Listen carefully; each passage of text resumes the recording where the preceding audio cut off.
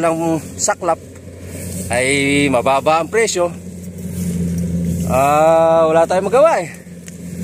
Kaya sana nga ay humihiling nga tayo sa ating gobyerno na balansehin po ang presyo ng palay at bigas.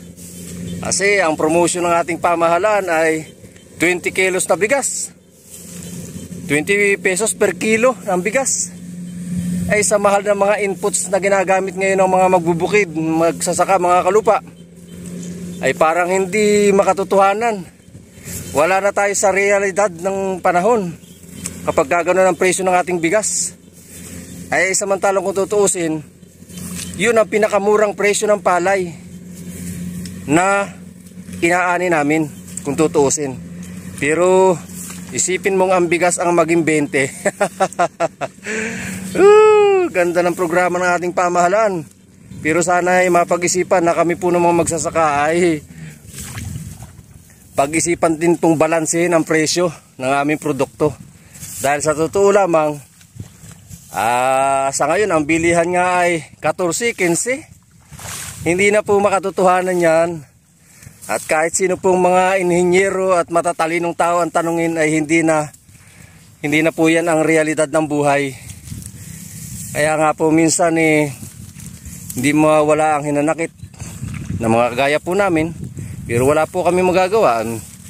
Yun po yung kalakaran. Kami po ay ito ang ating hanap buhay. Kailangan po namin magsikap.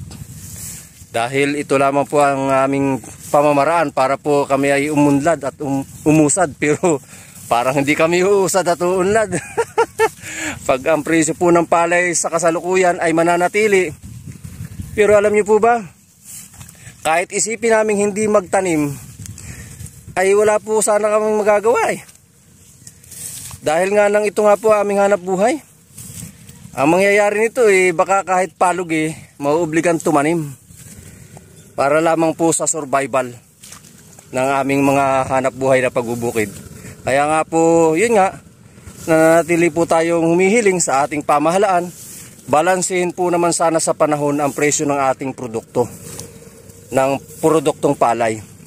Dahil po hindi naman po makataon na sobra naman pong ibagsak ang presyo ng palay, samantalang sobra ding ibinabagsak ang presyo ng bigas.